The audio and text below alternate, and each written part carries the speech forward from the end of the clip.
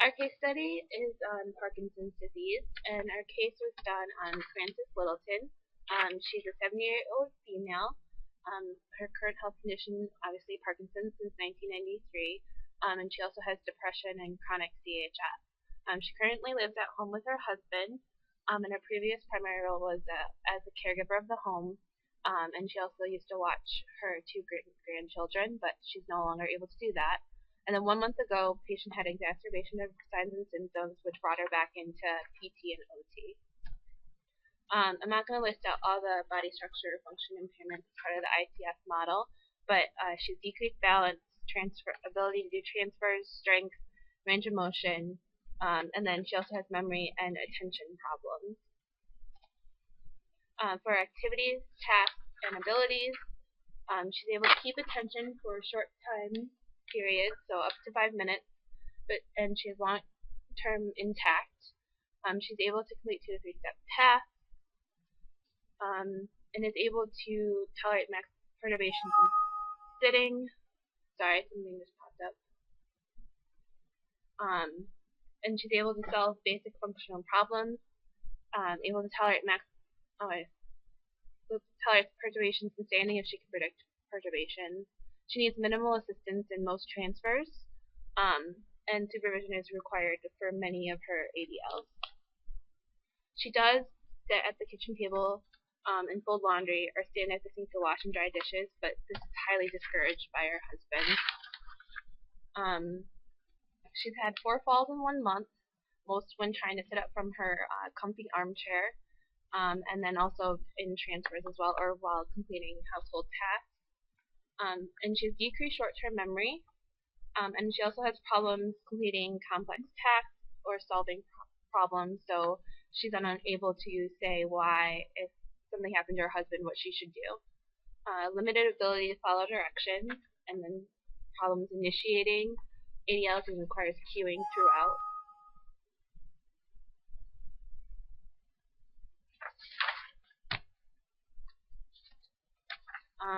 She also had several falls in doing static standing with perturbation. She has Parkinsonian gait and uses the furniture to walk around her house. In ADL, she's not able to fasten all of her clothing or do any of the home management skills.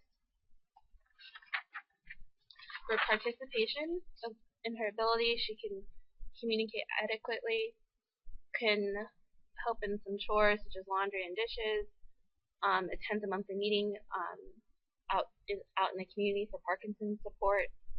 And limitations, she can't be the caregiver for her family or watch her grandchildren. And then depression also limits her abilities because she feels that she's not an active participant in her household, unable to complete safely dusting and tidying up, and community ambulation is limited due to her need for stability and using the furniture to walk. Environmental factors. She does want to get better and work on her skills, but she still attempts to do tasks for her family. Negative, she has unrealistic goals for her progressive disease, and because of also part of her depression, she doesn't fully understand her physical deficit. In external, her husband is at home and is her support system and helps her in all of her ADLs and transfers. She has a social worker coming twice a month, and then she's currently being referred for PT and OT at home, so it's more functional. The negative aspect is the husband is very cautious, so can sometimes limit some of her activities and is not really changing activities for her to be able to participate.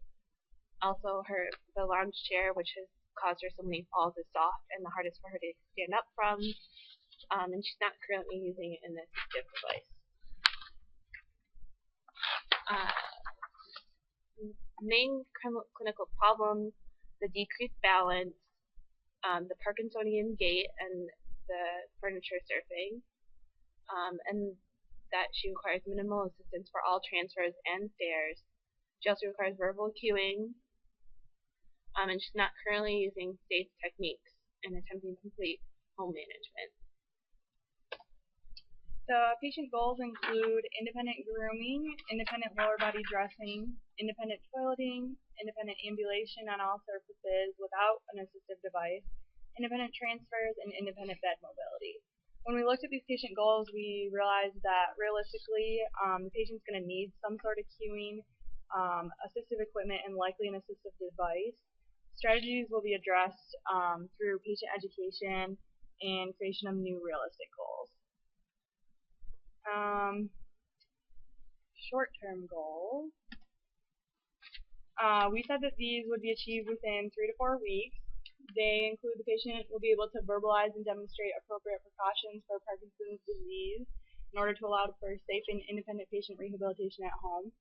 The patient will be educated on and demonstrate flexibility exercises in order to prevent range of motion loss and allow the patient to perform ADLs, such as lower body dressing. The patient will be independent in bed mobility, including rolling to the right and left, bridging, and supine to sit to increase patient independence and decrease risk of falling with ADLs. The patient will increase transferability, including sit to stand, bed to chair, toilet, tub, shower, and car, to modified independence in order to improve patient independence and decrease the risk of falling with transfers and ADLs. The patient will increase sitting and standing balance to greater than or equal to 3 minutes to improve patient performance in household chores and decrease risk of falling with transfers and ADLs, such as grooming and dressing. The patient will be able to ambulate greater than or equal to 20 feet with a rolling walker on even surfaces to improve patient independence and decrease risk of falling with home ambulation and ADLs. The patient will be able to ambulate up and down 3 steps with bilateral railing support and supervision to improve patient independence and decrease risk of falling. Okay, and here's the long-term goals, which are similar to the short-term goals, just we want these to be achieved within 5 to 6 weeks, and there's an increase in the time for the static and sitting balance and increase in number of chairs in order to progress the patient to more independence. So for our plan of care and general applications to our interventions, just some things to remember were to do whole task over part task. Remember to give continuous feedback over summary feedback. Initially you can do the continuous and then progress to summary as they master a task, but you don't want them to forget the task. Make sure to do dynamic activities and avoid static positions. You want to work in a closed environment to prevent any distractions for the patient.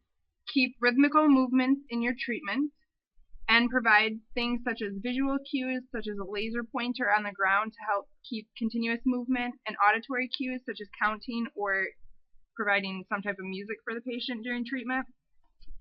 Some of our plan of care is, number 1 is patient education. We can provide pamphlets to increase patient and family education on Parkinson's disease prognosis and the outlook of the disease. Set up home intervention strategies to prevent further falls, such as furniture and avoiding obstacles, educating the husband on how he can assist her at home, and setting up emergency plans for patient safety. Also doing a home exercise program, which includes stretching to focus on the patient's neck, shoulder, trunk, hip, hamstring length. Also educating the patient on the self-stretching techniques are also beneficial, as well as the husband on how to perform these. This will keep therapy continuing at home, not outside therapy. Progress the patient to use PNF patterns to increase strength and range of motion, again using rhythmical diagonal movements. We want to work on bed mobility using NDT techniques to practice tasks such as rolling, moving side to side, and scooching up and down the bed. You can progress this using the NDT techniques, practicing on the edge of the bed or doing bridges and clams with TheraBand. This also will help increase the patient's strength. Moving on, we want to do transfers, having the patient sit on the edge of the bed, having a TheraBall in front of them, working on weight shifting to help with ambulation. You could have the patient practice weight shifting while seated or standing while doing task-oriented approach with a mirror in front of them, helping them to keep themselves in midline, again using NDT.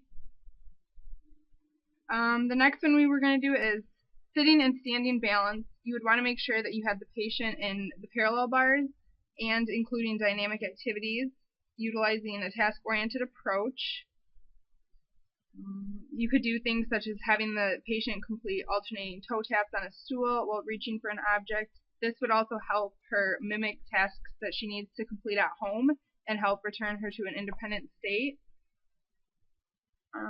And last, just mainly working on ambulation. When outside of parallel bars, you must teach the patient how to use an assistive device, and this will also help her become more independent when she's at home and in the community, and this will increase the other goals as well. Looking at therapy as being compensatory versus restorative, the compensatory points that we had found were from her goals of being unrealistic. So to compensate, we would have to have the patient use an assistive device during ambulation and patient family education. And what we're restoring is also, again, patient family education, different parts of it, stretching and flexibility exercises, strengthening, increasing in bed mobility, ambulation, and balance is what we want to restore. As far as age-related changes,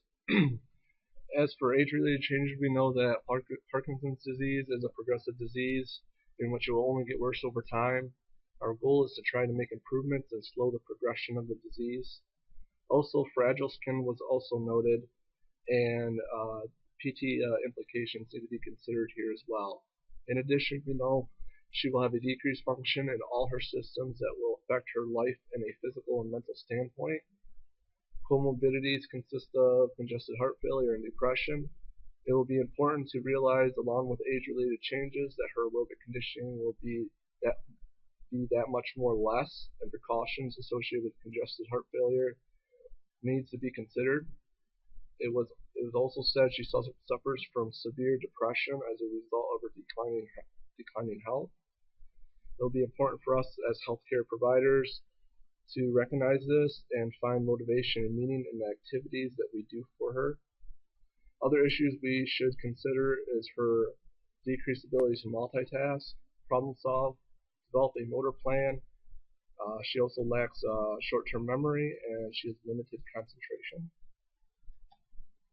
As for favorable factors affecting her outcome, we know she seeks improvement in her skills, and it is evident by her attempting to do tasks for her family and herself. In addition, she has the necessary support to help her through this ordeal, which includes her husband and family, a social worker that visits twice a month, and the referrals for home PT and OT. As far as unfavorable factors affecting outcome, as been mentioned before, that the patient has unrealistic goals as far as being independent in pretty much all the activities. In addition, she lacks full understanding of her physical deficits, which may put her at an increased risk of falls. Comorbidities and age-related changes also play a factor.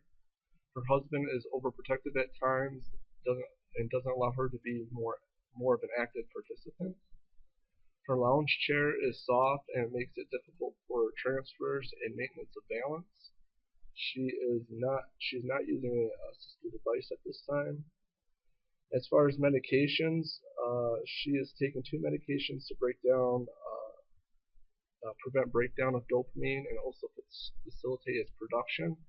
In addition, she is taking a diuretic and an antidepressant. Each of these medications have their purpose, but they all have common side effects of dizziness, fainting, confusion, lightheadedness, which ultimately can affect treatment sessions and improvements. As far as cognitive status, as mentioned earlier, she has short-term memory and attention to task is limited. She also has poor judgment and problem-solving skills. And as mentioned earlier, it's a progressive disease, and it's evident that a delay in treatment has taken place, and that will ultimately affect her outcome. And my study was on LSVT.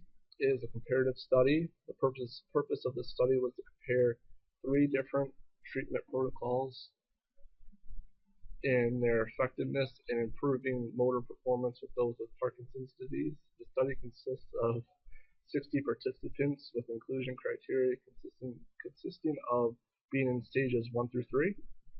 Comorbidities were excluded from the study to tease out the effectiveness of each treatment. As far as independent variable, Protocol 1 was the LSVT BIG, which consists of 16 one-hour sessions 4 times a week for 4 weeks. It also consists of whole body exercises emphasizing high amplitude movements and repetition. Exercises also incorporated ADLs using the same principles. Protocol 2 was Nordic walking, which was administered 16 times 1 hour sessions, 2 times a week for 8 weeks, incorporated a warm-up, Nordic walking, and a cool-down. And lastly, unassisted home exercise, which they were basically just given 1 hour home instruction. Then they were unsupervised throughout the rest of the training protocol. Exercises included stretching, high amplitude movements, power exercises, and postural training. As far as dependent variables, treatment outcomes were looked at via the Unified Parkinson's Disease Rating Scale, Time Up and Go, Quality of Life, and a 10-meter walk test. It is important to note also that pre and post tests were conducted to show change within each group. As far as results, Unified Parkinson's Disease Rating Scale scores showed that all LSVT BIG protocol had significant improvements in the motor component of the outcome measure. Nordic walking approach and unassisted home exercise program actually showed declines in motor performance. LSVT BIG protocol was superior in TUG and 10-meter walk tests. And lastly, all treatment groups shown no significant changes in quality of life. As far as validity and limitations, internal validity, they are unable to control fluctuating medication use. Also, a modified UPDRS could have been used that could be more useful. There's also no standardized treatment times between treatment protocols, and then as far as external validity, there was a small sample size. And possible future research, they could have done a similar study, just like the one I've discussed, but they could have increased the number of participants and incorporate maybe more stages of the disease to show benefit. Also, they could have done a study on just LSVT BIG, where they just vary the duration, frequency, and mode of activity to show which one would be more beneficial or optimal. The article I looked at was an aquatic study. It was an open label pilot study. The purpose was to examine effectiveness of 2 protocols for treatment of Parkinson's disease, land-based and water-based protocols. There was 11 participants, all of which were Hoehn-Yahr stage 2 or 3. The participants underwent 4 weeks of 2 times per week intervention sessions that were each 45-minute treatment sessions. Both protocols focused on postural stability, sustaining body positioning, independent transfers, and alternating body positions. The independent variables for the land-based and water-based protocol, both of them utilize the same exercise blocks of warm-up, trunk mobility exercises, postural stability training, and transferring of the patient and changing body positions. Specific exercises were different for each block for the land-based and water-based protocol, obviously because of the inherent nature of the difference of land versus water. Dependent variables were measured for pre-test, post-test, and a second post-test. They included the functional reach test, Berg balance scale, timed up and go, unified Parkinson's disease rating scale, and various gait components including turn time, velocity, cadence, and step amplitude. The results and relevance of this study, the results were that after statistical analysis using the t-test statistical analysis with a p-value of less than or equal to 0.05 as statistically significant, Both protocols improved in the functional reach test. However, the water-based protocol improved in Berg balance score and Unified Parkinson's Disease Rating Scale. Relevance is that it provided evidence of success and feasibility for performance of future studies examining aquatic therapy.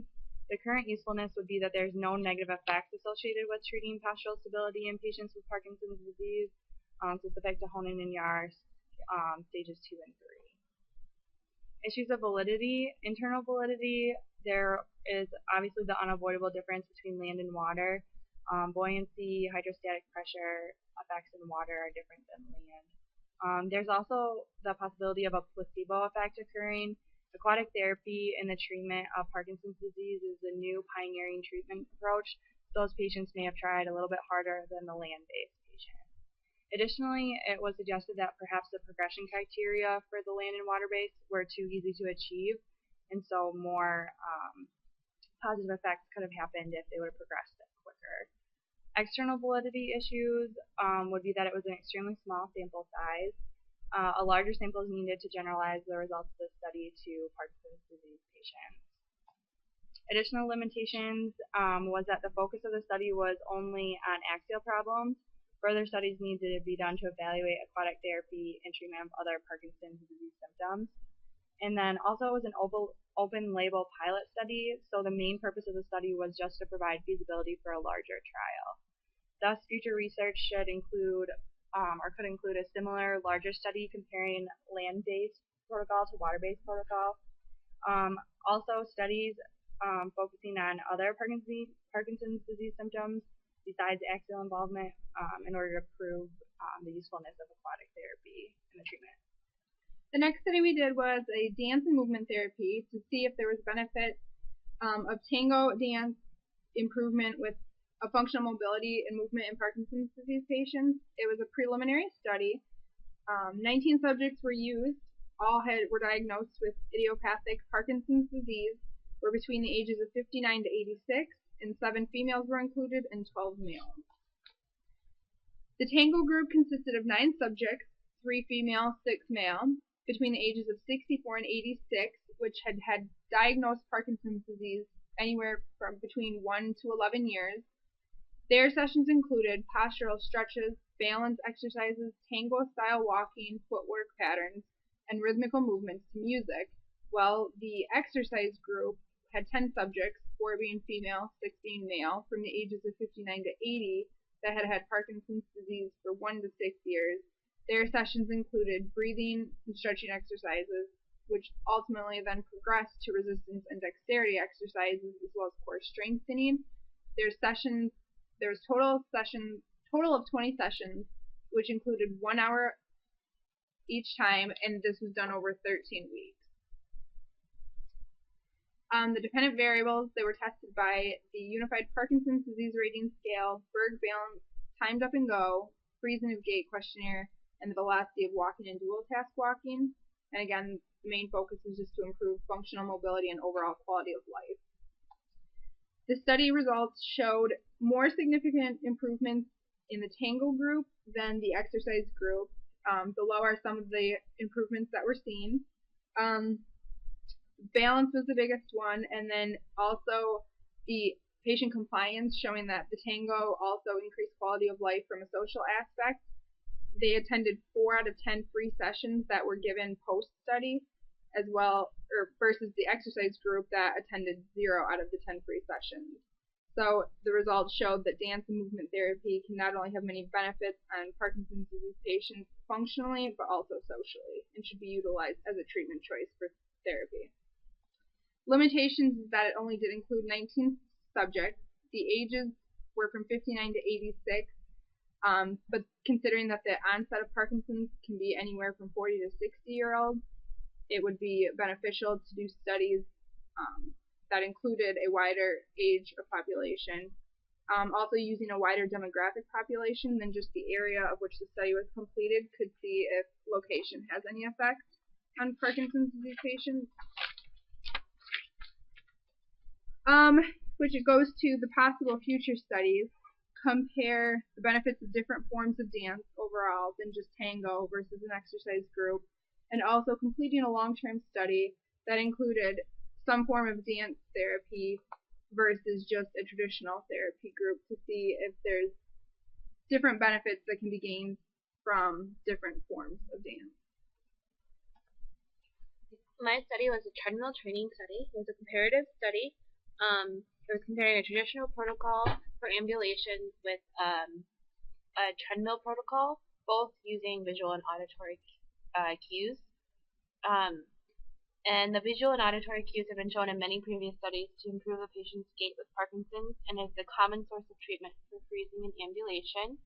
The population in the study was 40 patients admitted into a hospital for rehab, and they were all stage 3 Hoehn-Yahr scale. And then, so it was 20 patients for each protocol. And all of the patients were able to complete all of the sessions and finish the post-testing. Independent variables. The traditional protocol used taped lines in the ground, starting off with each person's individual stride length and then moving them to 0.05 meters per stride every 75% of the days. The treadmill protocol used the patient's normal walking speed, which was increased every 3 days by 0.5 stride cycle per second. And then the treadmill protocol also had a visual target for the patient on a screen in front of the treadmill. The screen also displayed visual corrections such as well done or corrections to increase stride length and which foot to do so on. Auditory cues were timed with the visual cues. Dependent variables was restoration of the gait patterns, and this was experimentally tested by using the freezing of gait questionnaire score, the 6-minute walk test, the unified Parkinson's disease rating scale motor section, and the gait speed and stride cycle. The results showed that both groups showed an improvement in gait and freezing after the treatment sessions. The treadmill protocol showed superior results in the FOGQ, the 6-minute walk test, as well as the gait speed and stride cycle. But there was no difference in the UPDRS-3. The study only collected data after the training sessions were completed, and there was no follow-up done. Another weakness was the treadmill was used in data collection as well as one part of one of the group's rehab protocol. So this means that the treadmill protocol group could have habituated, and that would have been one of the reasons that the group showed superior results. Another limitation was it was unclear if the traditional protocol received corrections like the treadmill protocol, which would also explain that group's superior results. It's also hard to compare between the two groups because there was no true control group that did not have any rehab, because that would be an unethical situation. Additionally, there was limited information on their sample and their location. Although this study did show improvement in using a treadmill protocol, it is hard to translate to everyday use because they use specialized equipment that may not be found in a typical clinic. Possible future studies include a study on the long-term effects of a treadmill protocol versus a traditional protocol using visual and auditory cues, and then also a study comparing the treadmill protocol versus tape placed on the treadmill for stride length with auditory cues, making it more usable in everyday clinics. So the main take-home points in the clinical pearls that came from our study and presentation is the first one being it is important in treatment and education to address the patient's unrealistic goals and to educate the patient on creating more realistic goals. Second one being safety and comorbidities should be addressed with all patients with Parkinson's disease. New techniques with safety in home environment and in community in mind should be created. All treatment should include patient and caregiver training with a focus on functional and individualized treatment. Next, the medications and side effects should always be monitored for the patient's safety. Treatment and patient safety considerations should be appropriate for cognition levels. And the overall goal of PT is to create the safest and the best quality of life at the highest level of function possible, and incorporating physical, mental, and all of the social aspects. And then here are our following references which we used to complete our presentation.